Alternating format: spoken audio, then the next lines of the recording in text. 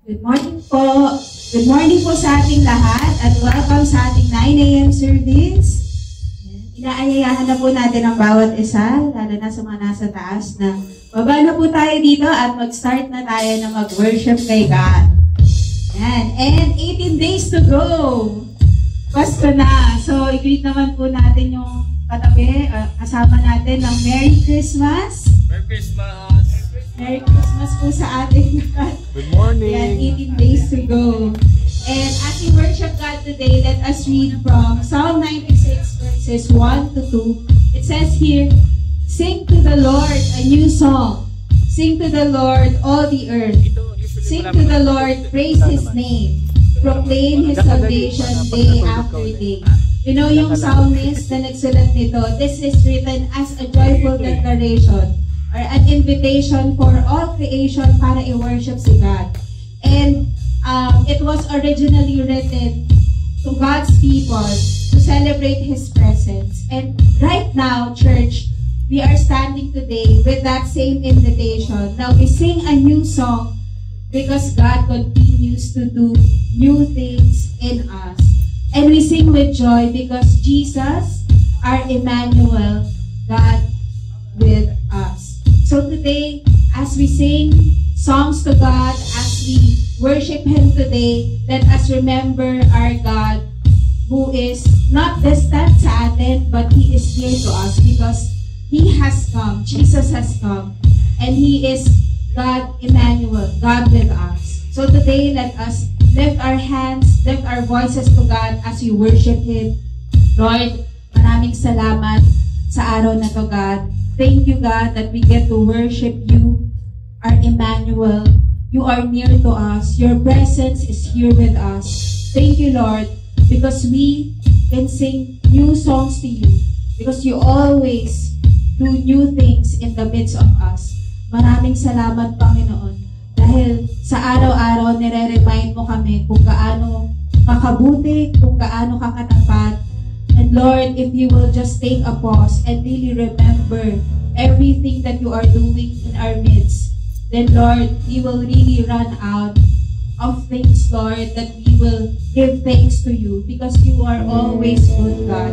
Salamat, Panginoon, because you continuously doing new things in the midst of us. And Lord, dalangin namin with the fresh eyes of faith, God, to see those things that you are doing, Panginoon. Lord, dalangin namin, Panginoon, ngayong araw na to, Lord, we will continue to magnify you. We will continue to sing new songs to you, God, our rock, our salvation. Thank you, Lord, for everything that you are doing.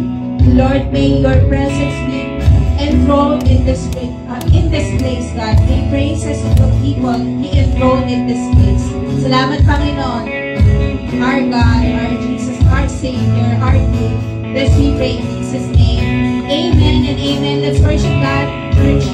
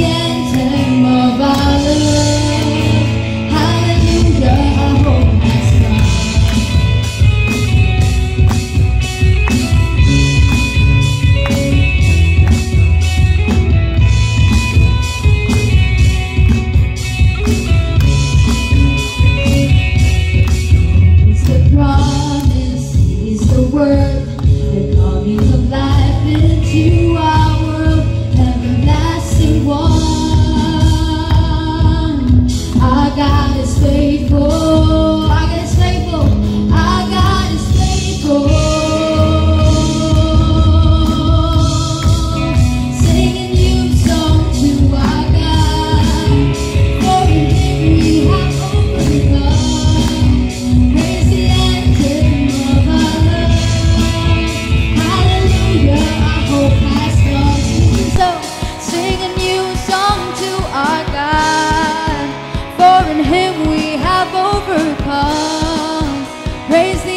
anthem of our love. Hallelujah, our hope has come.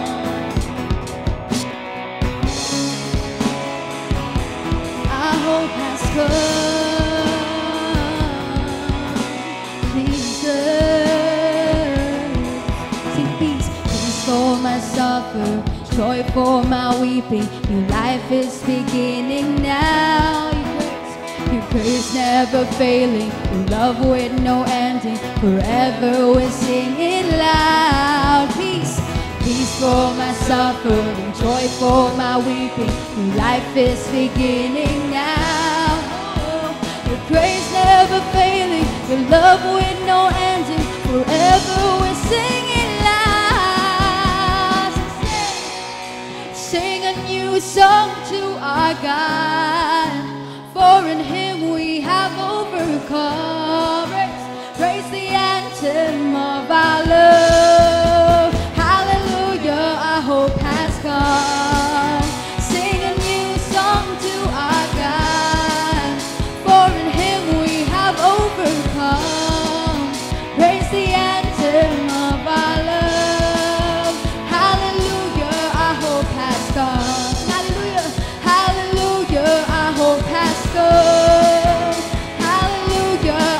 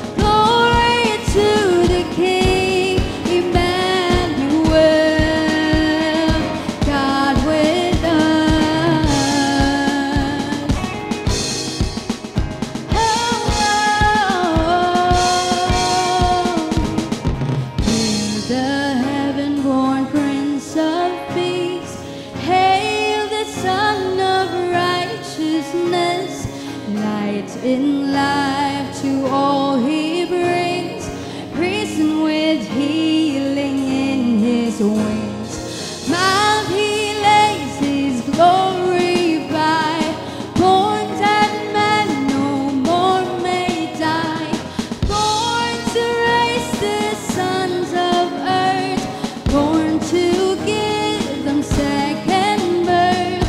Hark the herald angels sing, glory to the newborn King.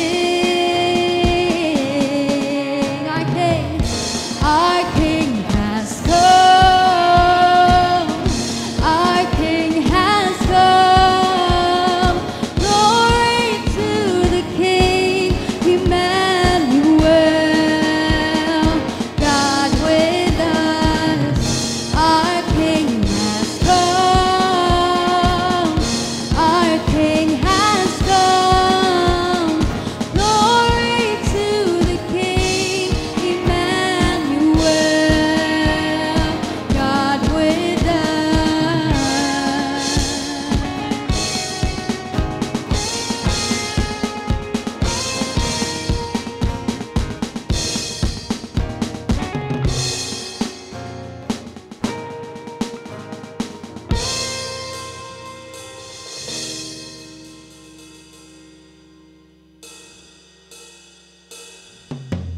Continue to worship you, God. Thank you, Lord, because you are with us. Thank you, God, that you gave your life for us.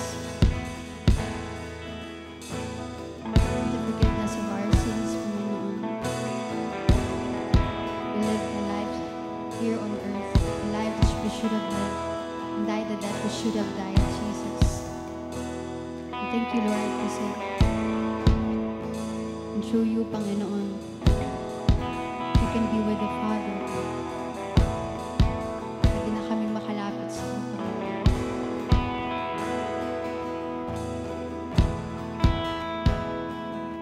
We continue, Lord, to anchor our hearts to you, God.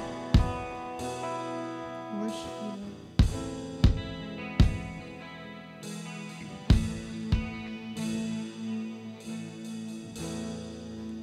Hope for the weary, strength for the faint, fountain of mercy,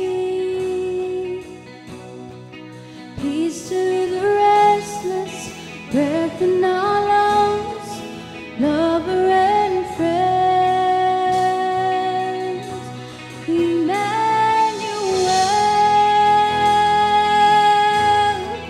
God with us.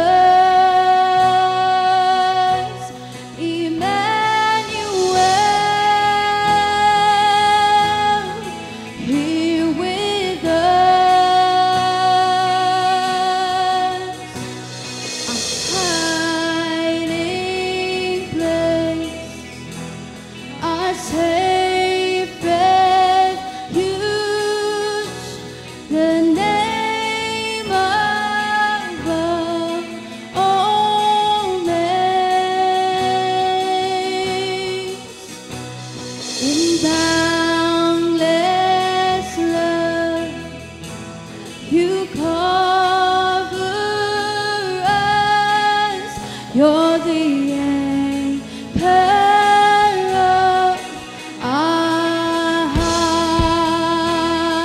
hearts. Peace in the sorrows, rest for our souls, faithful and true. Home for the strangers, light for the lost, God of the ages, Emmanuel.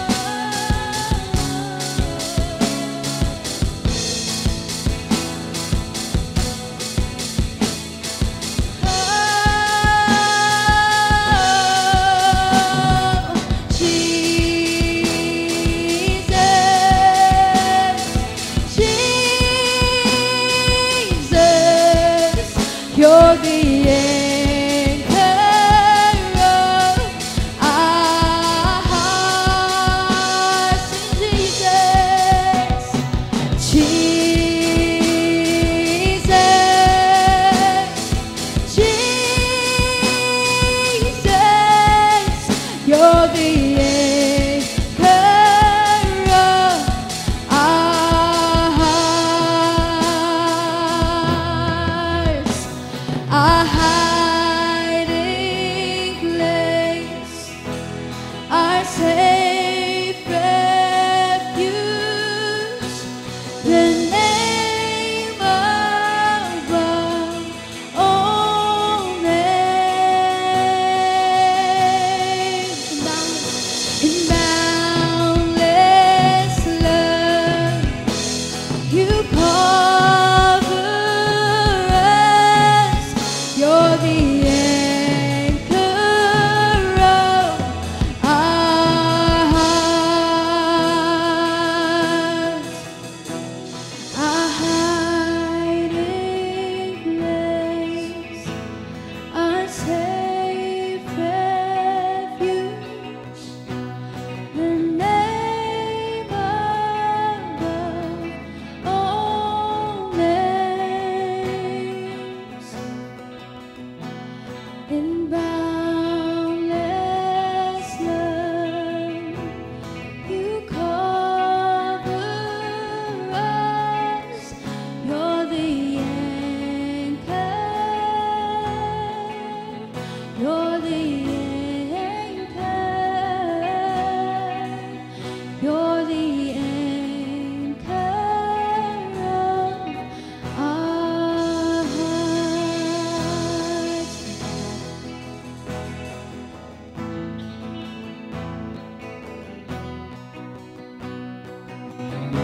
Let's pray together. Lord Jesus, you are the anchor of our hearts. Salamat, Panginoon, because you are with us. Dahil kasama ka namin, God, then we know we are in a safe place. For you are our refuge, our strength. You are our ever-present help in times of trouble. Lord, ngayong umaga na to, Panginoon, nais namin na ma-encounter ka. Nais namin na maranasan yung pagmamahal mo, God, na hindi nauubos, hindi natatapos. Dalangin namin, Panginoon, na yung presensya mo, God, will fill this place, will fill our hearts, so that, Lord, the songs that we sing, maging reality ito ng buhay namin, Panginoon. Lord, we pray that as we continue to celebrate this season, may we not forget the only reason why we celebrate Christmas, and that is you, Jesus. Because of your birth, because, God, you come down here with us, you dwelt among us. And Lord, we will always celebrate, we will always worship, we will always praise you, our God, our mighty King, our Savior, and a very personal God to all of us. Maraming salamat, Panginoon. We continue to worship you. This we pray in Jesus' name. Amen and amen. What a wonderful time of worship sa atin lahat. And those songs that we sang kanina continues to remind us that Jesus, our God, He is Emmanuel. He is always with us. And so today, as we continue to worship God, we will lift in prayer the kids. As we send them off to Kids Church, may they be reminded as well that Jesus is always with them. So let's extend our hands to them. Lord, we pray for these children. Thank you, God, for their the gift to their parents, to their family, and even to this church. Lord, we pray that you will always be with them, God. They will always experience your love. Lord, we pray that you will continually guide them, teach them, Lord, of your word. Teach them, Lord, on how they will love others, how they will love you, God. And Lord, dalangin namin, Panginoon, that as they learn that you are with them, God, I pray, Lord, that they will continue, Lord, they will learn to trust you. They will learn to walk with you, God. And Lord, we pray for their parents, for their teachers, God. We pray that they will also grow in wisdom as they teach these children how to love you. Thank you, God, for their lives. This we pray in Jesus' name. Amen and amen. Now we're sending off our kids to our kids' church at Cinema 2. And we hope that they will learn more of the Word of God. And right now, church, we were reminded in God's Word in Matthew 28:18 to 19. And Jesus came and said to them, "All authority in heaven and on earth has been given to me. Go therefore and make disciples of all nations, baptizing them in the name of the Father, and of the Son, and of the Holy Spirit." See, God, He came down here with us so that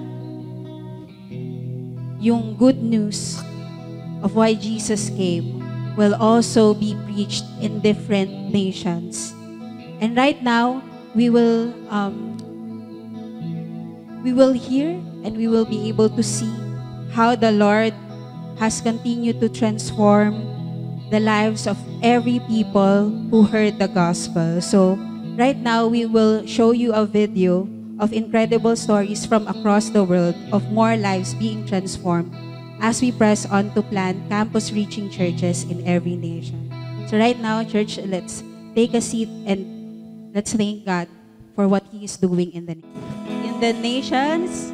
Grabe, no? Yung hand ni God, it's moving in different nations of the world. And church, we have a participation in making Jesus known. Hindi lang dito sa bansa natin, but over all the nations of the world. And one day we will see that every nation will bow down in the name of Jesus. And on 2026, the next coming year, let's continue to believe God for open doors, for more workers, and for the outpouring of the Holy Spirit as we continue to pray, to give, and to go to the nations. So with that, let's pray together. We invite everyone to stand as we lift these nations in prayer. Lord, we thank you for you're doing a mighty work in these nations, God. Thank you because, Lord, as a church, you would want us to participate in what you are doing in these nations, that you have commissioned us to go and make disciples, to teach them what you have commanded us. Lord, dalangin namin, Panginoon, na as these nations are being reached, more disciples are being raised, Lord, we pray that one day we will see every tongue and every nation bowing down to your name, Jesus. So Lord, dalangin namin, bawat isa sa amin, Lord, that as you have called us to preach your word, God, dalangin namin, Lord, that we will not fear, we will not worry, for you have said in your word that you will be with us till the very end of the age. So Lord, we continue to lift your name up in this place. In Jesus' name, amen and amen. Palakpakan natin ulit sa Lord.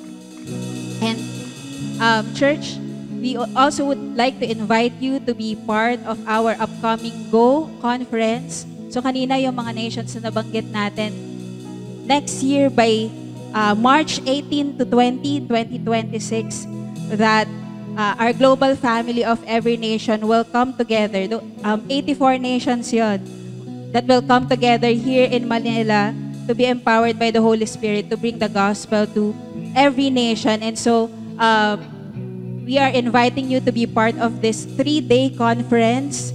So, our registration is 4,500. So, pag-iipunan pa natin.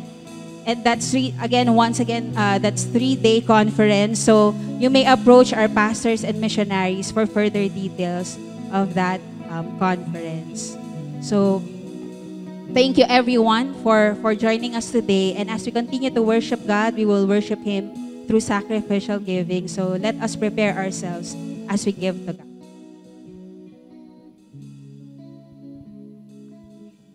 Thank you, Coach Sam. So good morning again, once again, live Nova 9 a.m. service. Let's continue to worship God through sacrificial giving. I'm JM. I'm one of your life group leaders here. And in time of sacrificial giving, let us all read from John chapter 3, verse 16. Let us all read this one. For God so loved the world that He gave His only Son, that whoever believes in Him should not perish, but have eternal life. I know majority po sa atin dito, we all know this verse. At least everyone around me knows this verse. This is a very famous verse. But let us all be reminded that this verse is the ultimate display of love and sacrificial giving of our God.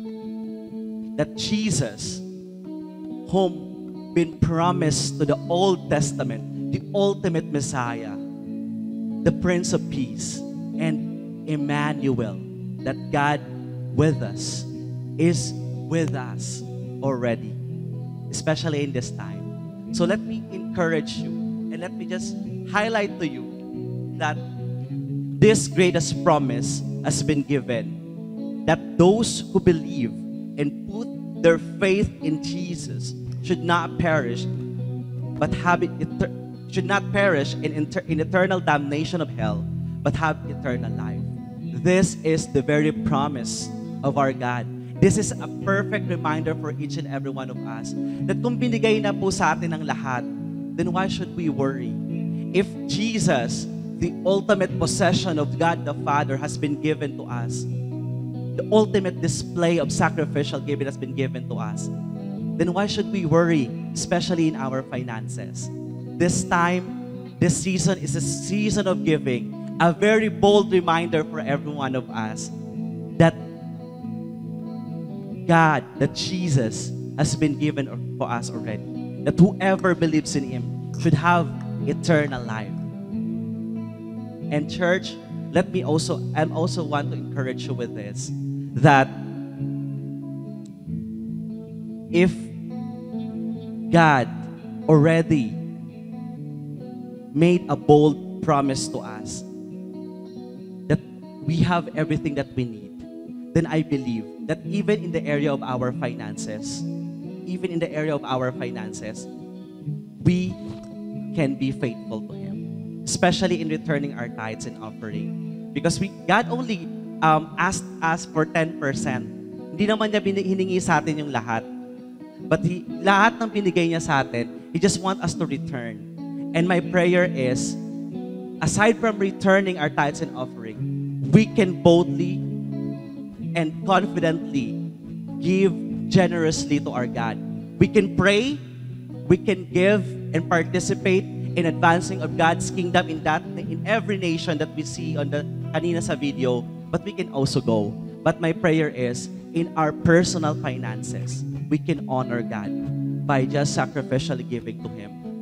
Not just kung ano natira, but everything that we have. So let us pray. Lord Jesus, we thank you, God,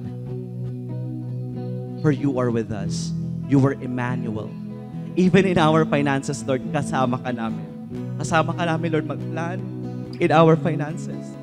Kasama ka namin in every area of our lives. So my prayer, God, our prayer is that may you humble us, Lord. May you teach us to be as generous, as sacrificial as you are in giving, Lord, to you and to your people in the sake, Lord, of advancing the kingdom in every city, in every nation, in every campus, Lord.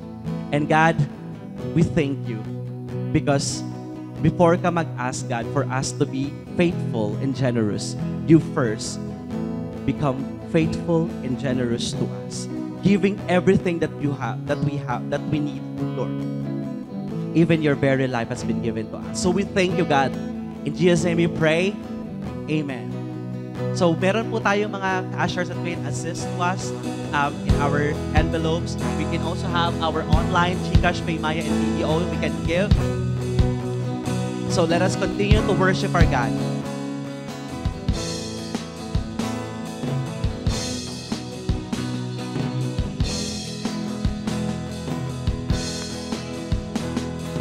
Jesus,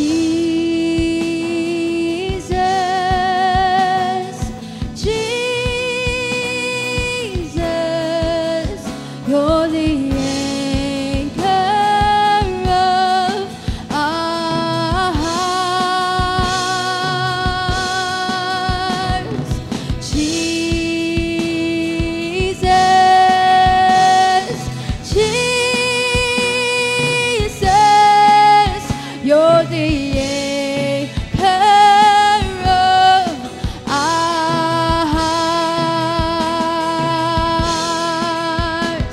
our hiding place, our safe refuge, the name above all names. In boundless love, you cover us, you cover us. You're the anchor, you're the anchor, you're the anchor of our hearts.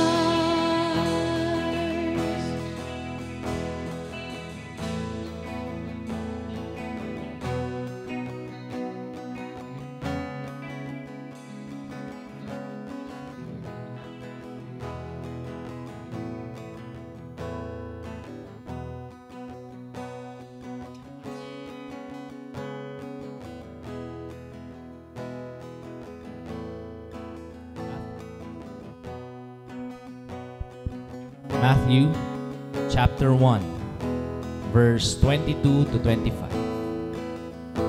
Ang Salita ng Diyos version. Nangyari ang lahat ng ito upang matupad ang sinabi ng Panginoon sa pamagitan ng propeta. Magbubuntis ang isang birhen at manganganak ng isang lalaki. Tatawagin siyang Emmanuel, na ang ibig sabihin, kasama natin ang Diyos. Nang magising si Jose, sinunod niya ang sinabi ng anghel at pinakasalan niya si Maria. Pero hindi siya sumiping kay Maria hanggang sa maipanganak nito ang sanggol. Nang manganak na si Maria, pinangalanan ni Jose ang sanggol ng Jesus. Ito po ang salita ng Diyos. Manalangin po tayo. Panginoon, marami pong salamat sa umaga na ito. Lord, we call upon your name sa lugar na ito, Lord, as we worship you. We worship you with all our hearts. Especially, Lord, this Christmas season. Not just because it's a tradition, our Lord, but because we really appreciate you coming down on earth. Panginoon, this time, sa pag-gather po namin sa 9 a.m. service, ang dalangin po namin ay makita namin kung sino ka at ano ang iyong kalooban sa pamagitan ng preaching ng iyong salita. Panginoon, salamat po sa gathering na ito. We know and believe that you are here with us. Katulad ng paulit-ulit naming sinasabi kanina that God is with us. Hindi lang sa salita, hindi lang sa feelings, but deep inside our hearts, we know that you are here. Thank you, Lord. This we pray in Jesus' name. Amen and amen. Palakpakan natin si Lord. Again, good morning, everyone. And before you take your seats, can you greet the person seated next to you or standing next to you? Merry, Merry Christmas. Yan. Simulan na natin. Tayo na magsimula, ano? Ayan, sige. Pwede na tayong maupo.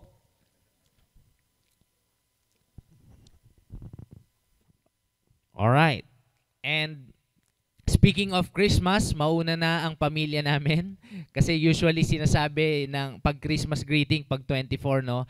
Merry Christmas from our family to ours. Di ba? Ilan sa inyo ginagawa nyo yun? Yan, di ba? Pag, whether sending messages or kapag kayo ay bumabate sa Facebook, yan, ginagawa natin ito. At unahan ko na, no? Merry Christmas, Life Nova, from our family to yours. Yan. So, maaga yung, hindi naman sa maaga, pero usually kasi dito sa Pilipinas, August pa lang, di ba? Ay, hindi, September. Pagpatak ng September, sineselebrate na natin yung Christmas. Kaya may dumudungaw na sa mga walls natin, di ba? Kaya naman, meron tayong series, may bago tayong series na ang pangalan ay The Christ of Christmas. Yan, sabihin nyo nga, The Christ of Christmas. Yon, medyo parang ano pa tayo, matumal pa tayo. Medyo naapektuhan siguro tayo ng lamig ng simoy ng hangin. Nax! Di ba? Parang nakaka-bedweather ngayon. Pero, napaka-importante na tayo ay nagsasamba together, lalong-lalo na kapag Christmas season. Kasi kadalasan, iba-iba yung nagiging focus ng Christmas season. Sabi nga, on my way papunta dito, may mga churches na nag-gather na, ang mga kapatid nating Roman Catholics nag-gather na sila. Sabi doon, narinig ko, yung iba may pagsumba pero walang pagsamba, di ba? Pero kidding aside, bakit tayo merong Christmas series at bakit Christ of Christmas ang series natin is because lalo na sa atin, mga taga Life Nova, 9 a.m. service, or we've been here for quite some time, lagi naman tayo nag-gather, di ba, kada Sunday. Pero espesyal ang araw na ito or ang season na ito. Kahit pa sinasabi ng ibang mga samahan na dapat araw-araw ang Pasko, di ba? How many of you here you would agree na dapat araw-araw ang Pasko? Tama naman, di ba? Pero araw-araw ba nating napapractice ang diwa ng Pasko in reality? Not so. Kaya naman, that is the goal, that is the ideal na araw-araw ang Pasko, pero iba din kapag merong specific na buwan or araw na tayo ay nagse-celebrate ng Pasko. Parang birthday yan, di ba? Dapat nga araw-araw birthday, depende sa mood mo. Pero meron dapat na isang araw talaga na birthday mo talaga. Amen?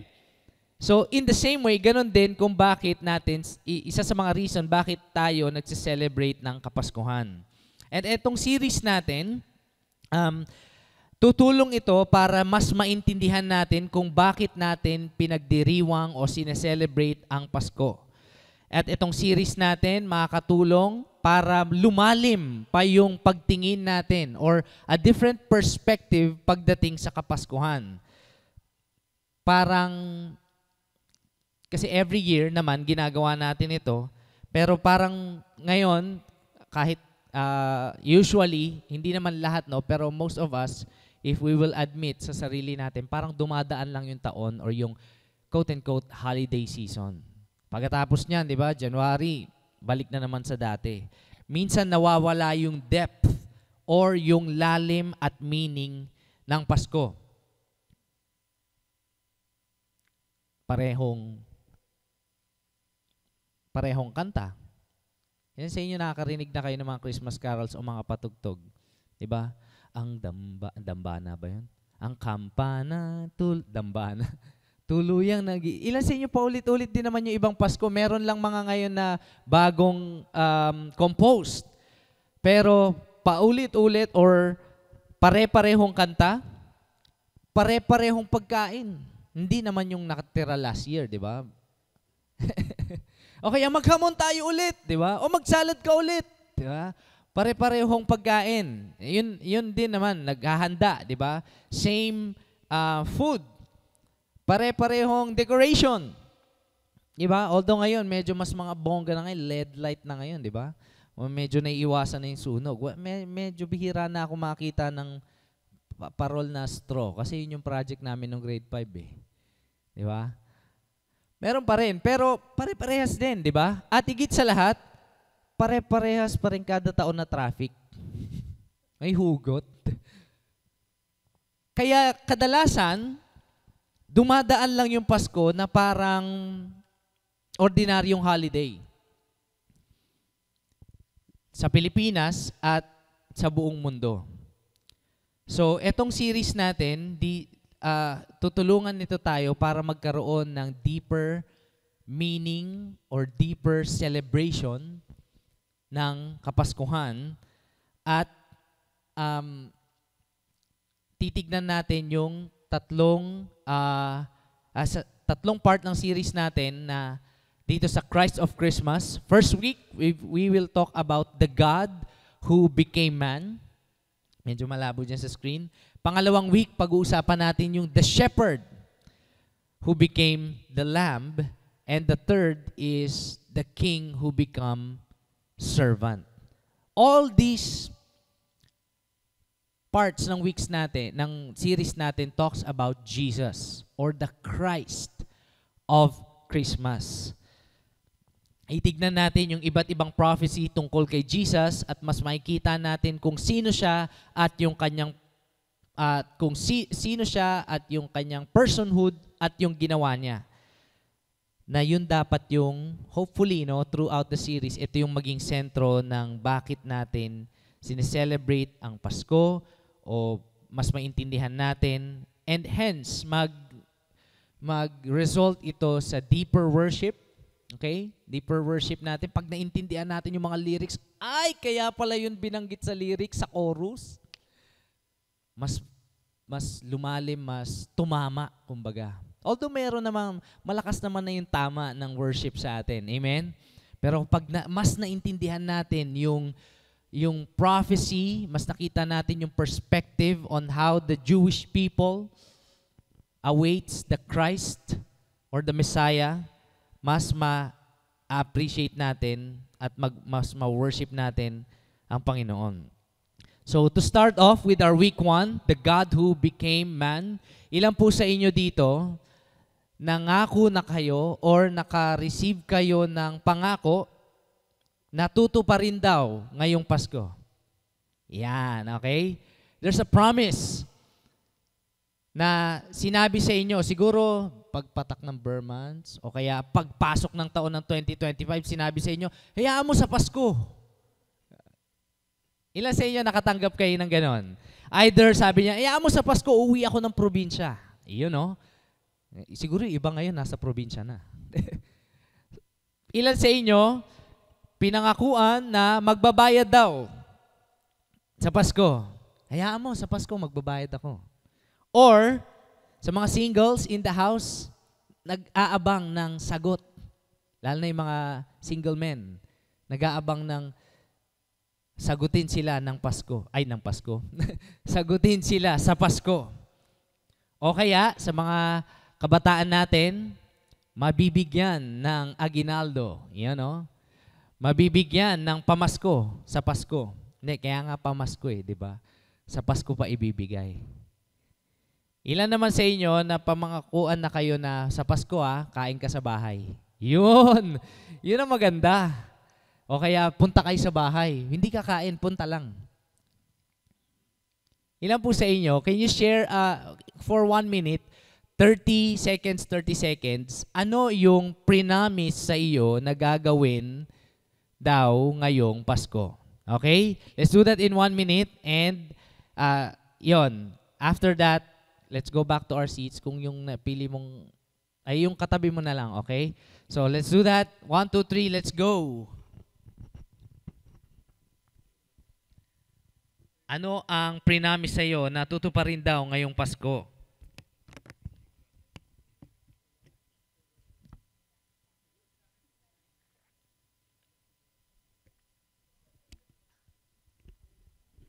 Yung iba, naririnig ko, parang regalo. Okay? Okay, magja-jogging sa Pasko. You know, okay, mga estudyante. Okay, naiipon din pala ang 13-month baon. Meron ba ganun? 13-month baon? Hindi 13-month pay, 13-month baon.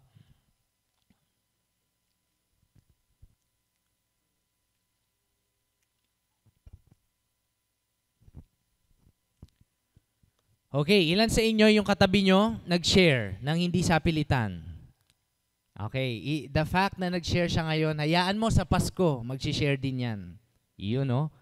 Okay, so one of the things na prinamis sa akin, way back pa to, nung bata ako, kasi ang birthday ko po ay December.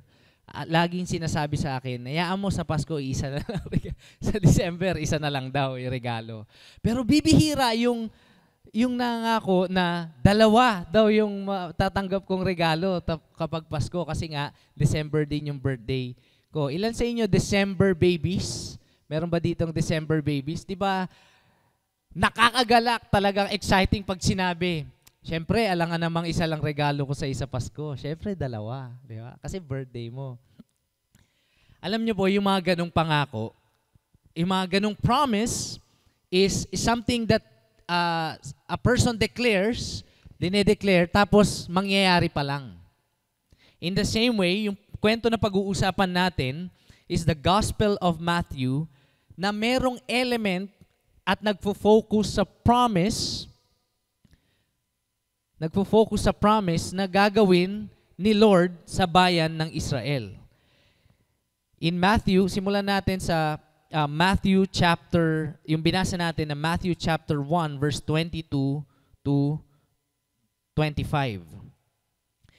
Konting background lang bago tayo magsimula sa verse natin. Yung Matthew ay isinulat ni Matthew. Yan, okay. Kailangan nating mag-Bible school para malaman natin yung ganun ka deep truth. Na si Matthew pala ang nagsulat ng Book of Matthew. Si Matthew ay sumulat para sa mga Jewish people na noon ay sakop ng Rome. Okay? At in their time, eto yung mga panahon, matindi ito mga kapatid, kasi nung time na ito, 400 years of silence, hindi masyadong nagpapadala si Lord ng kanyang presence. At ang meron lamang ay mga prophets, mga propeta. Wala silang hari, lagi sila nasasakop eh. Wala silang hari, wala silang sariling bayan. And meron lang sila yung practices nila sa religion nila na Judaism. At yung mga prophets na nagsasabi, eto, paulit-ulit na pinapromise, kada taon, within 400 years, 400 years, paulit-ulit na pinapromise na darating na yung tagapagligtas. Imagine mo, 400 years, no? Ilan na apo mo nun? Wala pa rin yung tagapagligtas. That was their situation. And so, yung story natin nangyari nung the people of Israel are still expecting. Maraming generations na yung nagdaan at dahil sila ay sakop ng Romans, sila ay expectant of a Savior or what they called Messiah or in English translation, Christ. Okay? And etong binasa nating kwento kanina, to sum up from verse 1 or 18 to 21 bago mag-verse 22, engaged na dito si Mary at saka si Joseph. Okay? Alam ko yung story nila kasi close kami niyan eh. Friends ko sila from childhood. Biro lang. Si Maria at si Jose. Oh, ganda ng Tagalog ng kay Joseph. Si Jose ay engaged, pero bago sila ikasal, eto yung short story lang. No? Bago sila ikasal, nabuntis si Maria. What does that imply in their generation or in their culture back then? Allah, hindi pa sila kinasal. Ano kaya sasabihin ng mga tao? Imagine the story with me. Totoo ba? Totoo ba na kung may kumakalat? Viral ngayon, di ba? Si Maria, young woman, engaged kay Joseph, a good man, a just man, and hindi pa sila kinakasal, pero nabuntis na. Pero alam natin, in our perspective, in our time today, na hindi yon dahil nabuntis siya ni Joseph, kundi ito ay dahil sa banal na spirito. Siyempre, naguluhan sa side naman ni Joseph, siyempre naguluhan yung lalaki, di ba? Anyari? Sabi mo, di ba? Engage tayo. Ano nangyari? Anong meron? So, you could just imagine the hard situation Joseph or si Jose, nandun siya sa mahirap na sitwasyon na yon. At si Maria, at the same time, pinag-uusapan siguro ng sambayanan, facing the risk of her reputation. Nung panahon, at siguro ngayon pa rin naman, nung panahon nila, sobrang halaga nung dignidad ng babae. Although hindi masyadong importante sa society ang babae, pero yun na nga lang, mawawala pa. So, imagine the situation na meron sila, and dahil ayaw niya ni Joseph or ni Jose na mapahiya si Maria, plano niyang hiwalayan ng tahimik. Tahimik lang, para hindi mapahiya. Pero habang iniisip niya yon, binisita siya ng angel of the Lord at nagpakita sa panaginip niya. At ito ang sabi, Joseph, huwag kang matakot. Yung sanggol na dinadala ni Maria ay galing sa Diyos. Galing sa banal na Espiritu. Galing sa Holy Spirit. So pagkapanganak niya, pangalanan mo siyang Jesus. This is the commandment of God through sa pamagitan ng angel. And sabi niya, pangalanan mo siyang Jesus. Kasi siya ang magliligtas ng mga tao mula sa kasalanan. So yun yung background ng kwento. And verse 22 opens up with this. Nangyari ang lahat ng ito, yung mga ganong mahirap na sitwasyon, chismis, tapos baka mapahiya kami, itatago ko na lang yung divorce namin. O kaya, yung mga ganon, nangyari daw ang lahat ng ito upang matupad ang sinasabi ng Panginoon, ang sinabi ng Panginoon sa pamamagitan ng propeta. Yung palang mahirap na sitwasyon nila, part pala ng storya. Hindi pala siya tapon at walang purpose. Nangyari daw lahat ng yon upang matupad ang prophecy or sinabi ng Panginoon sa pamagitan ng mga prophets. Now, ano ba yung prophecy? O prophetic word. Yan. Pag ba sinabing prophetic word, prophetics? Petics lang, gano'n? Prophetic. Prophetic word, sa Bible, ang prophecy, hindi lang basta nagsasabi ng future, kundi ito yung paraan ng pagsabi ni God ng guidance at leading niya sa mga tao, specifically sa bayan ng Israel. Sa Old Testament, may mga prophets katulad ni Isaiah, Jeremiah, Ezekiel, Pastor Henry, hindi pala, sa atin pala ngayon si Pastor Henry. Mga prophets, ito, sila yung nagwa-warning kadalasan sa bayan ng Israel tungkol sa kasalanan, kung sila ay hindi na sumusunod sa Panginoon. At the same time, sila din yung nag-encourage. So ang prophecy pala ay warning at encouragement. Hindi puro warning. Minsan kasi meron tayong connotation na kapag prophetic, ayokong lapitan ako ng prophet na yan, ito yung kasalanan mo. Yun kaagad yung, baka yun kaagad yung, naiisip natin eh. Pero encouragement din pala. In the same way, ganun din sa New Testament. Sa New Testament, the prophecy ay isa sa mga gifts ni Holy Spirit at ang purpose nito ay palakasin ang believers or ang church. Pagtibayin sila sa pananampalataya. So, sinong prophet ang tinutukoy dito? Ang tinutukoy dito na prophet ay walang iba kundi si Isaiah. In a time na ang Israel ay ginigera, malapit ng sakupin, ay sinakop na pala dahil sa gera, at nahati sa dalawang faction ang bayan ng Israel. Isa, Judah, at isa ay yung Ephraim, o ngayon tinatawag na Israel. So, ang nangyari, naglaban or nagkaroon ng war between Judah and Ephraim, which is the modern day Israel, yun din yun. At may kumampi pa sa Israel para talunin yung Judah. By the way, ang king ng Judah by this time ay si Ahaz, o Ahaz, with a Z. Okay? At si Ahaz ay isang leader na matatakutin at hindi masyadong nagtitiwala kay Lord. Kilala niya si God, kilala niya si Lord, pero hindi siya masyadong nagtitiwala. Then came Isaiah. So, King Ahaz, takot na takot siya kasi pinagtutulungan siya ng Assyria at ng Israel, combo.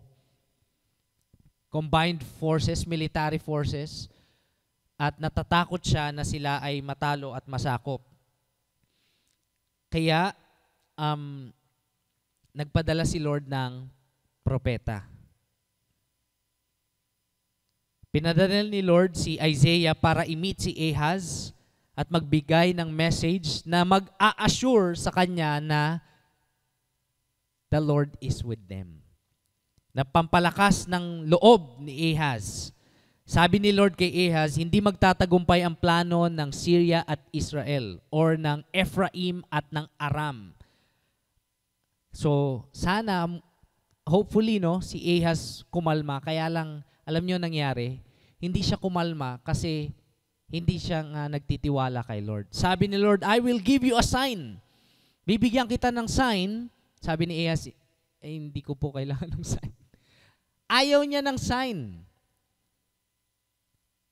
Pero si Lord, nagbigay pa rin siya ng sign. At ito yung sign. Isaiah chapter 7 verse 14. Dahil dito ang Panginoon na mismo, sipin mo, siya na daw mismo. Kumbaga sabi ni Lord, ayaw mong maniwala na ililigtas ko kayo at secured kayo. Ako na mismo magbibigay ng sign. Lord, ayaw ko ng sign. Sabi ni, hindi, ako na. Magbibigyan kita ng sign. Ang magbibigay sa'yo ng palatandaan. Magbubuntis ang isang birhen at manganganak siya ng isang sanggol na lalaki at tatawagin niya ang bata na Emmanuel. Some scholars sabi, nangyari daw ito even before Jesus came. Pero meron siyang short-term fulfillment. At ang long-term fulfillment niya ay talaga, at ang greatest fulfillment niya ay na kay Jesus. Na makikita natin na kinote ni Matthew sa New Testament. So, ang sign ay may virgin or birhen na manganganak ng isang lalaki at tatawagin itong Emmanuel.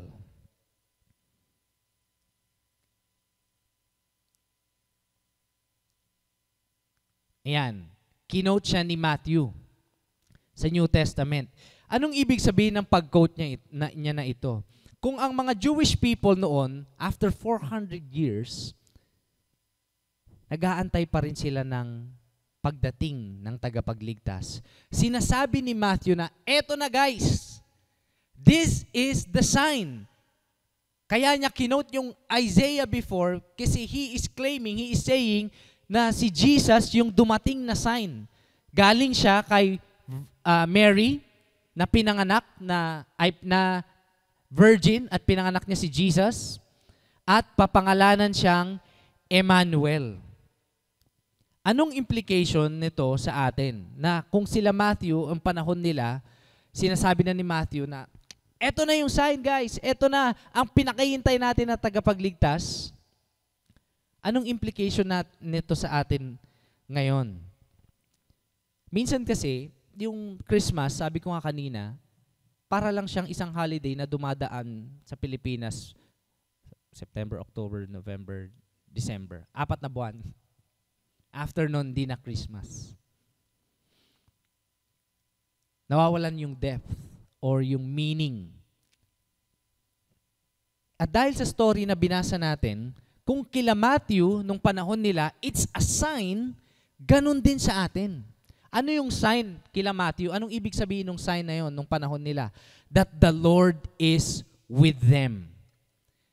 Na kung natatakot yung kanilang kingdom, wala silang sariling kingdom, wala silang hari, na kung natatakot sila sa anumang panganib, the Lord is with them. Wala silang dapat ikatakot. Alam nyo ba mga kapatid, ganun din yung sign sa atin ngayon. Pinapaalala sa atin ng Christmas na kasama natin si Lord. Pinapaalala sa atin ng Christmas, hindi yung mga dates ng parties, hindi lang yung mga dates ng parties na pupuntahan natin. Kundi, the greatest blessing, greatest gift, ay kasama natin si Lord. Christmas now becomes the reminder that the Lord is with us. Sabihin mo nga sa katabi mo, the Lord is with you. I-connect ko lang sa mga nangyari sa buong Pilipinas ngayon. Minsan masasabi mo na parang, ano po ito nangyari sa bansa namin? Kabilaan yung corruption, kabilaan yung kalamidad. Diyan ba si Lord? Matatapos yung taon, may bagyo pa rin. Nandiyan ba si Lord? Christmas now in 2025 and even before serves as a reminder that God is still with us. Kasama pa rin natin ang Panginoon. It's also a sign, Christmas also serves as a sign this 2025, and nakikita natin that God still gives sign. Ilan po sa inyo humihingi kayo ng sign kay Lord? Lord, pag itong jeep na to lumagpas, ibig sabihin late na ako. Ilan po sa inyo, kapag umulan, ibig sabihin siya na. God still give a sign. And the birth of Jesus, why we celebrate Christmas, is a sign that the Lord is with us. Kaya lang, pagdating sa mga sign, ilan po sa inyo, naranasan nyo na rin to, na kapag humingi kayo ng sign kay Lord at binigay niya, Lord, hindi yun hindi pala yun. Iba pala. Yung ganito na lang. Pag bus yung dumaan, Lord, pag bus na pula, na 3 lang yung tao. Yun na yun. Ilan po sa inyo, kahit na humingi na tayo ng sign kay Lord, minsan hindi pa rin tayo naniniwala.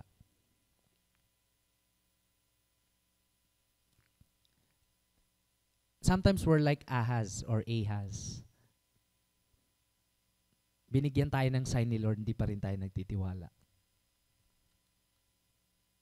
May nangusap na sa atin na kapatid natin, hindi pa rin tayo naniniwala.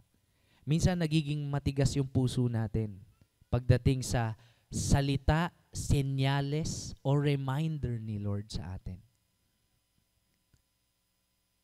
Na kahit meron ng sign, hindi pa rin tayo naniniwala. Pero good thing, kasi kahit na hindi tayo maniwala, stand strong pa rin yung sign. Hindi siya yung, hindi ka naniwala, sige, wag na lang yan. Bubuti na lang si Lord, no, kay King Ahaz, kung hindi siya yung ganito yung ugali. Ganun, hindi ka naniniwala, sige, wag na nga lang. Imagine natin mga kapatid, kung ganun si Lord sa atin. Yung parang nakadepende siya kung maniniwala tayo o hindi. Kung itutuloy niya yung promise niya. Ganon, hindi ka naniniwala magpo-provide ako. Okay, sige, wag na lang. Pero tinutuloy niya pa rin. In the same way, ang Panginoon sa atin, Christmas serves as a reminder, Christmas serves as a sign, and He fulfills it.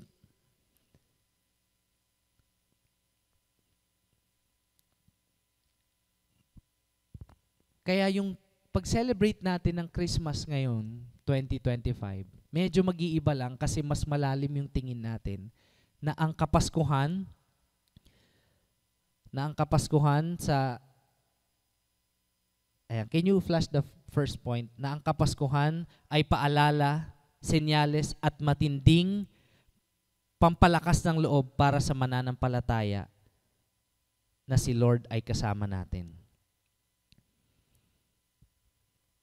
Pag tayo ay nagse-celebrate ng Christmas, hindi ito basta party lang or regalo or kakainin or ano kayang bago. Di ba? Dati, nung panahon ko, usong-uso yung SMP. Sara May Pabelico. Hindi. Samahan ng malalamig ang Pasko. Yun yung uso sa amin noon eh. Kaya yung kadalasan yung Pasko, umiikot sa love life. Pansin nyo, mga millennials in the house, ang dami naglo-load ng Anli kapag Pasko dati. Di ba? Ang hirap mag-register nun eh. Di ba? Ngayon. Kasi doon umiikot yung Pasko. Pero ngayon iba na. Although minsan paulit-ulit din, pero ngayon tungkol na sa kadalasan tungkol sa family reunion, which is, by the way, this is good, but it's not the ultimate. Ang family reunion tuwing Pasko ay maganda pero hindi yun ang sentro. Minsan, regalo. Pag walang natanggap na regalo, parang malungkot yung Pasko. I'm not saying, gusto ko nga dalawa di ba? Sabi ko kanina. I'm not saying that receiving gifts is not good. It's also good, but that's not the center.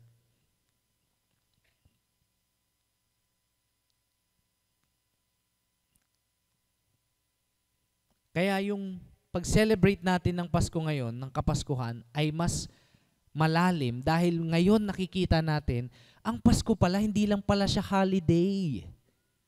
Ang Pasko pala ay reminder, paalala, senyales, at encouragement na kasama natin si Lord. Ilan po sa inyo naniniwala kayo na kasama natin si Lord? Ngayon. Andyan siya, andito siya, kasama natin siya ngayon. Hindi ko naman nakikita eh. Winnership natin siya kanina through songs, through giving. Kasama natin si Lord. Bakit? Paano natin nasabi? Paano mo nasabi, Pastor? Kasi sinabi niya sa kanyang salita that the Lord is with us. And the sign is that Jesus was born. Si Jesus ay pinanganak. Kaya mahalaga sa atin na nagsasamba tuwing Kapaskuhan. Hindi lang para may magawa tayo tuwing linggo. Pero mas mapaigting yung pag-alala natin. Coach, pastor, naalala ko naman si Lord pag nanonood ako ng Netflix. Tama naman. Pag nagbabakasyon, naalala ko naman si Lord. Actually, pag nagtatrabaho at nandyan na yung boss ko, naalala ko si Lord eh. Kasi napapapray ako eh. Tama naman na nasa puso at isipan natin ang Panginoon. Pero alam niyo, ginagawa ng celebration ng Pasko, iba yung feeling. Iba yung pag-alala mo kay Lord kapag walang mga parol, baby in a manger, at saka mga Christmas song. Iba din kapag meron ng Christmas spirit. Amen? Paglabas mo ng bahay, sisingutin mo yung hangin. Dati, nung hindi Pasko, truck ng basura yan eh. Ngayon, malamig ang simoy ng hangin. These are external expressions. Yung pag-celebrate ng Pasko, external expression na talagang nare-remind tayo ng kapanganakan ng tagapagligtas ng buong mundo, si Jesus. Kaya mahalaga sa atin na hindi lang nagsusumba, kundi nagsasamba. Verse 23,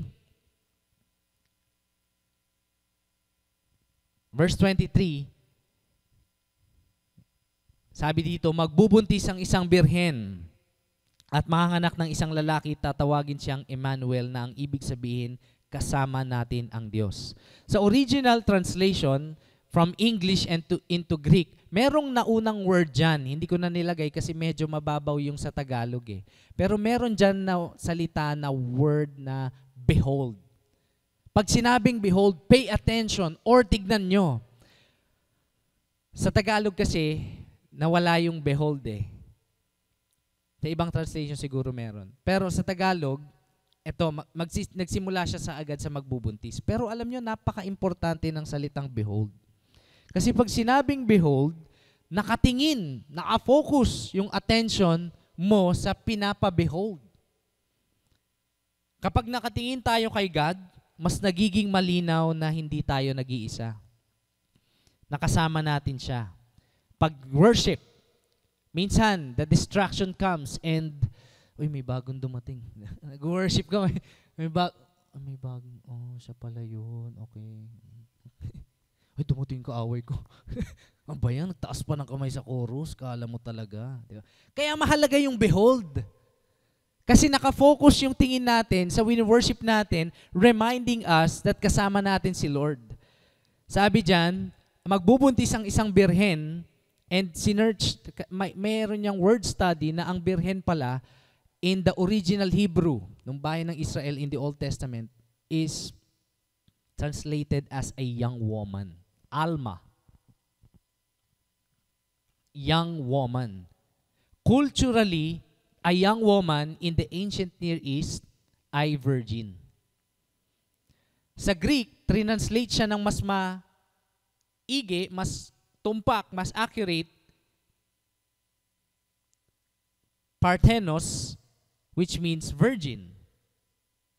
Wala pang nasipingan or sumiping sa kanya. No sexual relations yet. Anong ibig sabihin nito para sa kwento ng Christmas? Imagine nyo na lang mga kapatid, si Mary. Sabi ko kanina, yung naiipit siya ng sitwasyon na faith ba niya kay Lord o yung reputation niya? Ano na kayang sinabi at impression sa kanya ng mga friends niya? Di ba? Sabi sa kanya siguro, Mazis, ano na nang nangyari? Bakit buntis ka? Di pa kayo engaged? Ay, di pa kayo kinakasal? Sis, totoo ba? Di ba? Baka nga na hindi na siya kinaibigan kasi parang nawala na siya ng dignidad. Ang hindi nila alam, malakas pa rin yung pananampalataya niya sa Panginoon at yung dinadala niyang tao ay kalooban ng Panginoon. In the same way, mga kapatid, let me encourage you with this story in Mary's faction lang ni Mary's life. Minsan, kailangan nating piliin yung pag-obey natin kay Lord kaysa sa reputation. Dahil yung pagpili nating mag-obey kay Lord, meron yung patutunguhan na pag-fulfill ng kalooban niya. Generally, ano ba ang kalooban ng Panginoon? Siyempre, ang mapabuti tayo. Pero kung ang nakasalalay doon ay yung good reputation natin, minsan nangyayari, kino-compromise natin yung faith natin kay Lord para lang ma-maintain yung good reputation. Are we here? Kay Mary, kahit wala ng good reputation, basta ma-obey ko lang si Lord. Kahit anong sabihin ng mga tao sa akin, basta ma-obey ko lang si Lord. At hindi lang siya, pati si Joseph na muntikan ng hiwalayan si Mary, pero dahil may nanaginip siya, ang ganda talaga pag nananaginip, matulog, hindi, wag tayong matulog ngayong service. Pero, nanaginip siya and sinabihan siya ng anghel na wag niyang takasan. Kinailangan niyang harapin. Talking to men here, there are times sa buhay natin na meron tayong kakaharaping hard situation at kalooban yun ni Lord. Hindi kasi tuwing pag sinabing Kristiyano ka na o follower ka ng Jesus, hayahay na yung buhay. Smooth. No, it's a lie. If Jesus Christ suffered, then His followers, tayo mga tagasunod niya, magsasuffer din for His name's sake naman. Ganon din yung nangyari kay Joseph. He has to face, not escape, hindi niya dapat takasan, pero he has to face hard situation. Hindi lahat ng mahirap na sitwasyon tinatakasan or dinidiskartehan. Kasi kadalasan, yung pag-obey natin kay Lord versus diskarte, kadalasan dito tayo sa madali, dito tayo sa diskarte. Pero katulad nung nangyari sa buhay ni Joseph, hindi niya diniskartehan.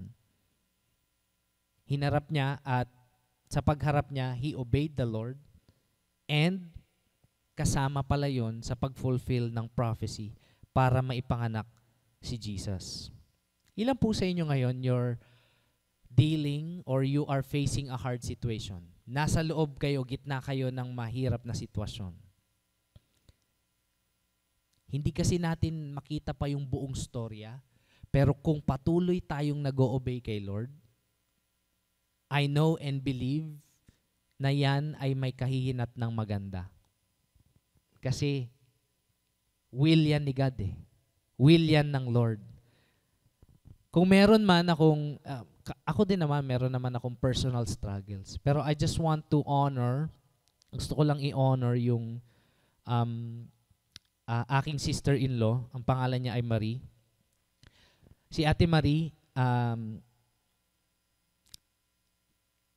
last December 4, nag-celebrate kami ng anniversary ng wife ko. And kung maalala nyo sa mga nagpunta, kinasal po kami ng double wedding. Kaya sila din ng kanyang asawa, nag-celebrate din sila ng December 4. Kaya lang, sa ngayon, mahirap yung sitwasyon ni Ate Marie dahil siya ay byuda na. Maaga nang pumunta si Kuya Romel nag-ride si Kuya Romel kay Lord. As a widow, si Ate Marie, sobrang hirap ng sitwasyon niya. Makita ko pa lang kung paano niya palakihin si Primo as a solo parent, di ba? 3 years old toddler, makulit. Tapos, siyempre, ang father, ang leader ng house. Ngayon, she has to do both. Provider of the house. Ngayon, she has to do both. Mahirap na sitwasyon. Hindi lang pagdating sa parenting, pati din sa pagtataguyod ng pamilya at nung either she's working or she's having a business. Pero I just want to honor her kasi patuloy siyang lumalakad sa Panginoon kahit mahirap na sitwasyon. Yet in all this, nung nawala si Kuya Romel nung March, kinaya niya sa pamamagitan ng grace ng Panginoon. Why? Because the Lord is with her. Even in facing hard situation. Kaya, yet in all these things na mahirap na sitwasyon, siya ngayon ay tumutulong sa missions natin or church planting natin sa Cavite. Siya rin ay nag-evangelize. Actually, shinare niya yung gospel sa kapatid ko na babae, sa ate ko. Siya rin ay life group leader, nagli-lead, nagdi-disciple. She's not perfect, pero I know and believe that the Lord is with her. Yun po, isa sa mga testament that the Lord God is with us. Even in the hard situations. God is here. Kasama nga natin siya sa worship service na to at kahit lumabas pa tayo ng hall na ito. In everyday life. God is in our brokenness. Hindi lang kapag masasayang moments, nandun si Lord sa mga celebration, nandun si Lord. Kapag blessed ka, nandun si Lord kasi blessed ako eh. Hindi, pati sa broken moments natin. God is also nasa mga ordinaryong gawain natin sa trabaho. And even sa mga relationships, kasi kapag may nagkakasundo, nandun ang pag-ibig ng Panginoon. Kapag may mga fellowship, lalo na maraming fellowship ngayon, nandun din ang Panginoon. God is also in our society, kaya we take heart and believe that God will restore our nation. Christmas is a sign. Ang Kapaskuhan ay matinding reminder para sa atin that God is with us. And God is in our mission and in our ministry. Sa ating pagre-reach out sa mga hindi pa nakakilala sa Panginoon, sa ating pagdi-disciple. Every time na isi-share mo si Jesus, kunwari meron kang kaibigan, alam mo, ang sentro talaga ng pagdiriwang natin ngayong Pasko, kahit may Christmas party tayo at wala kang naiuwing raffle, okay lang yon. Kasi nandyan kasama natin si Lord. Kahit pa i-reject ka, nandun pa rin si Lord. God is with us. Ganon kahalaga na ma-remind, maitatak sa isip natin at sa puso natin that the Lord is with us. Verse 24, nang magising si Jose, sinunod niya agad ang sinabi ng anghel at pinakasalan niya si Maria. So ito na, nagising daw siya, mula sa pagkatulog, nagising at sinunod, agad-agad. Ilan po sa inyo, mga kabataan, pagkagising, wala nang wait, wala nang teka lang. Gawa agad. Si Joseph, grabe talaga to si Joseph, kumbaga pagkagising, walang alarm clock. Diba? Tayo ka agad, parang, I can just imagine, no? Sunod ka agad eh. And hindi lang yun sa mga kabataan, pero real talk lang. Ilan sa atin, pag may sinabi sa atin si Lord, sinusunod natin kaagad. O may mga naglalaro pa, paano Lord kung ganito mangyari? Paano Lord pag hindi naman siya umuo? Paano Lord, pag wala naman akong mapapala dun? Di ba minsan may mga ganun tayo no? Pero, ang Panginoon, sa buhay ni Joseph at ni Mary, ni Jose at Maria, faithful siya. Kaya naman si Joseph, agad siyang sumunod. At pinakasalan. Engaged pa lang sila at tinuloy na. Kahit buntis, may sinasabi yung mga tao, kahit nung una natakot siya pero nakareceive siya ng salita ng Diyos, tinuloy niya. Siyempre kasama na dito, yung sinabing pinakasalan niya, kasama na dito yung legal at ceremonial action steps na ginawa ni Jose. May mga witnesses, may kasalan, at may blessing ng, sa Jewish culture kasi may blessing ng ama ng babae at ama ng lalaki. At siyempre, lumipat na si Mary o si Maria sa household ni Joseph. Alam nyo, malaking bagay yung ginawa ni Joseph na yun. Kasi kung hindi niya tinuloy yun, ano kaya mangyari kay Mary? Mahirap yung ginawa niya. Silang dalawa, actually, sa public, na pwede sanang muntikan ng magdulot ng kahihiyan, pero nagpakita, nung sinunod nila, nag-obey sila, nagpakita ng glory ni God, ng obedience nila kay Lord, ng faith nila kay Lord. Kaya hindi sayang. Verse 25, pero hindi siya sumiping kay Maria hanggang sa maipanganak nito ang sanggol. Nang manganak na si Maria, pinangalan ni Jose ang sanggol ng Jesus. Nung binabasa ko to, naisip ko, tanong ko lang, ba't kaya hindi niya pinangalan ng Emmanuel? No? Sabi, pangalan ng Emmanuel. Ano ba hindi niya sinunod?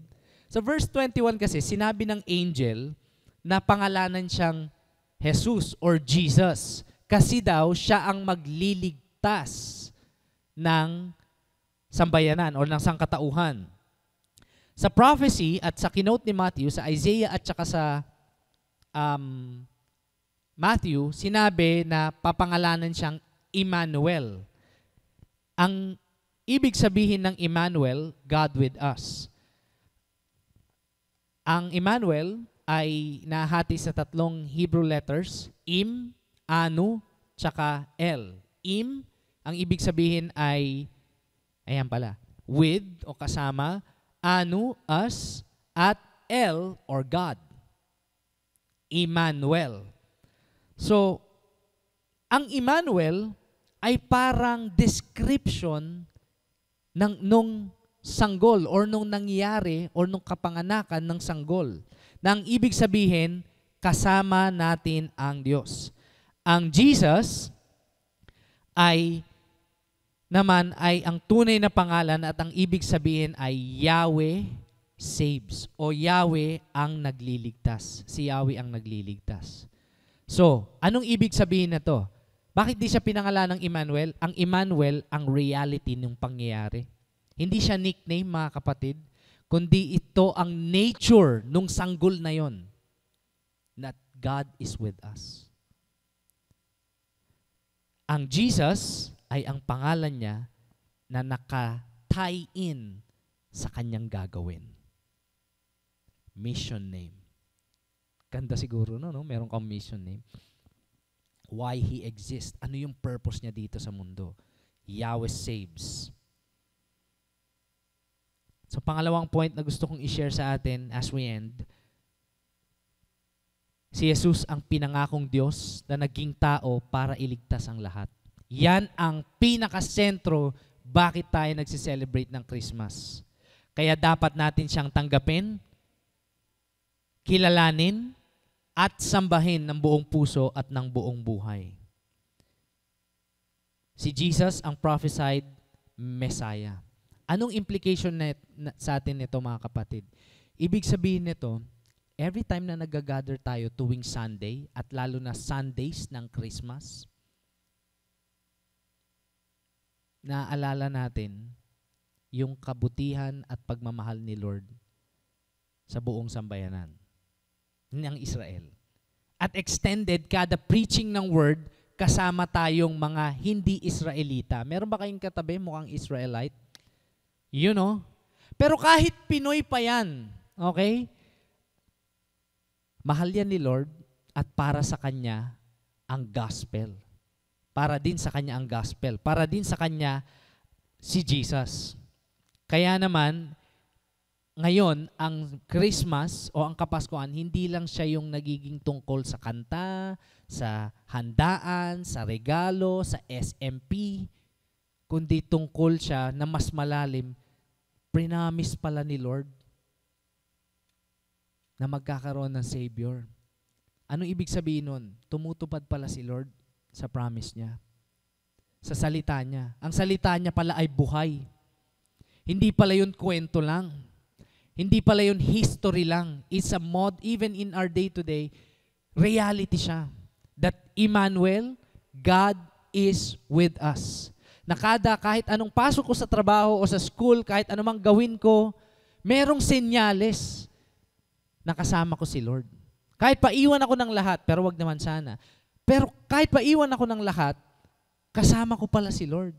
Kahit malungkot ako at wala akong mga ganitong bagay, kasama ko si Lord. Kahit na nasa mahirap akong sitwasyon, kasama ko pala si Lord. Si Jesus ang pinangakong Diyos na naging tao para iligtas ang lahat. Kasama tayo doon. As a response, we receive Him. Tinatanggap natin siya. At kinikilala natin siya. Next week, pag-uusapan pa natin yung ibang personhood niya at yung kanyang, yung role niya dito sa mundo o sa planetang Earth. Dito sa mundo. At nang sa gayon, mag-lead sa atin yon na sambahin siya, tanggapin siya, at mas kilalanin pa siya. Tumayo tayong lahat. At ngayon, naalala na natin or na-remind tayo ng tunay na dahilan bakit tayo nagse-celebrate ng Christmas. Lalapit tayo sa Kanya ngayon sa pamagitan ng communion.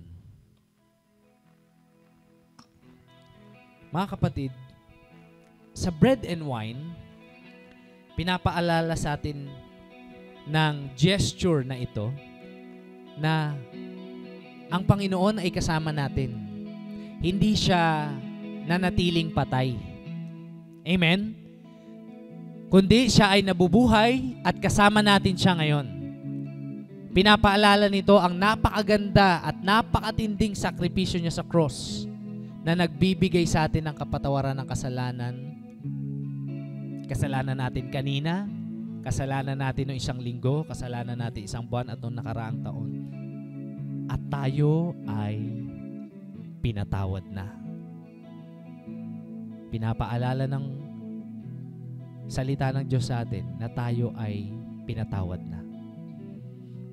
At tayo ay magkakaroon ng buhay na walang hanggan as He promised in His Word. 1 Corinthians chapter 11 verse 23 to 26. Sinasabi ng salita ng Diyos, sapagkat ang tinanggap ko mula sa Panginoon, ang siyang itatagubilin ko sa inyo, na ang Panginoong Jesus ng gabing siya ay ipagkanulo ay kumuha ng tinapay. At pagkatapos, magpasalamat, pinagputol-putol niya ito at sinabi, ito ang aking katawan para sa inyo. Gawin ninyo ito bilang pag-aalala sa akin.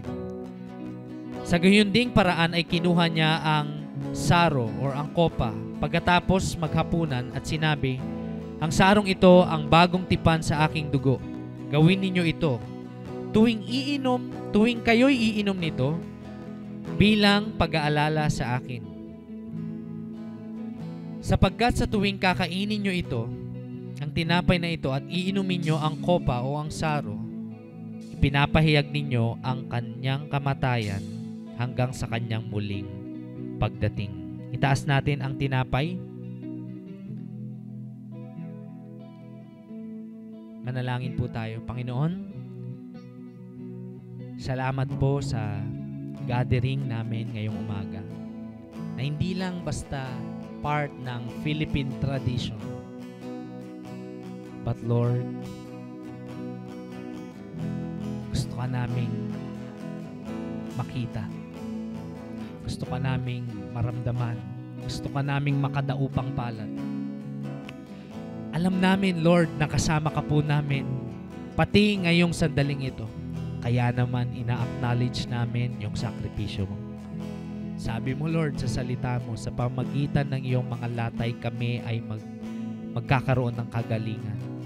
Lord, anuman po ang naging karamdaman namin,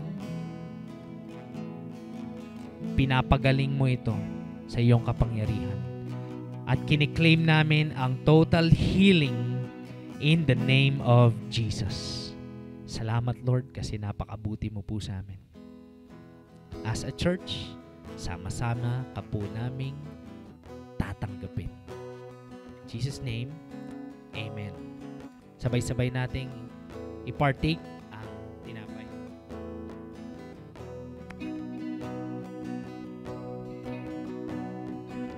Taas po natin yung cup, yung saro, at manalangin tayo. Lord Jesus, kami ay may confidence na lumapit sa iyo, Lord, kasi sa ginawa mo sa amin. Nilinis mo po kami. Kami na mga hindi karapat-dapat dahil sa kasalanan namin. Lord, salamat kasi napakabuti mo sa amin. Wala kaming maipambayad sa kasalanan namin, pero ikaw yung nagbayad sa pamagitan ng iyong banal na dugo. At ngayon, Lord, na binayaran mo na sa pamagitan ng iyong sakripisyo, sa pamagitan ng iyong dugo na dumanak sa krus, kami ay nakareceive, tinatanggap namin, Panginoon, ang iyong kapatawaran para sa aming mga kasalanan. Gayon din, Lord, yung regalo mo sa amin na eternal life, buhay na walang hanggan, na sa iyo lamang matatagpuan. Salamat, Lord. Ikaw ang aming Diyos at ang aming tagapagligtas ngayon at magpakailanman. Thank you, Lord. In Jesus' name, Amen. Amen. Sabay-sabay natin i-partake ang wine.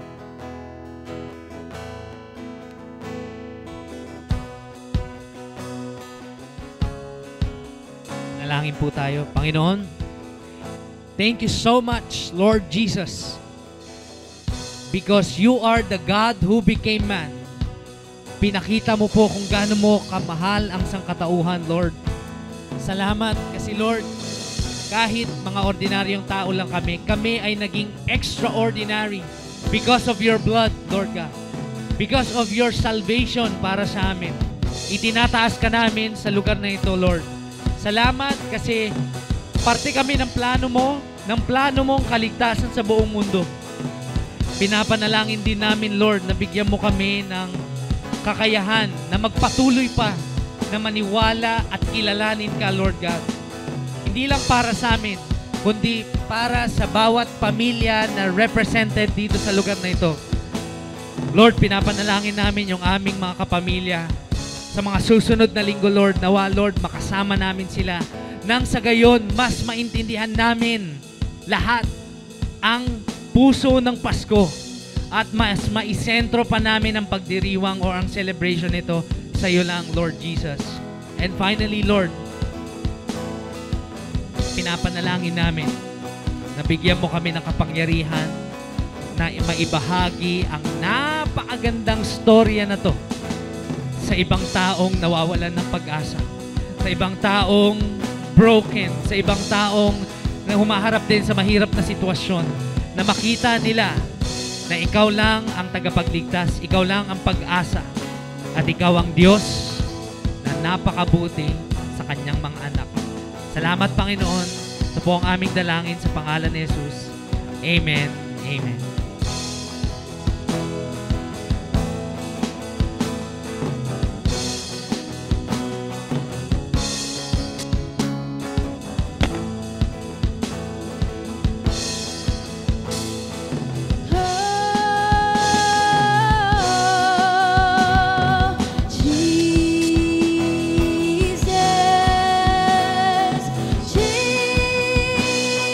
Jesus, you're the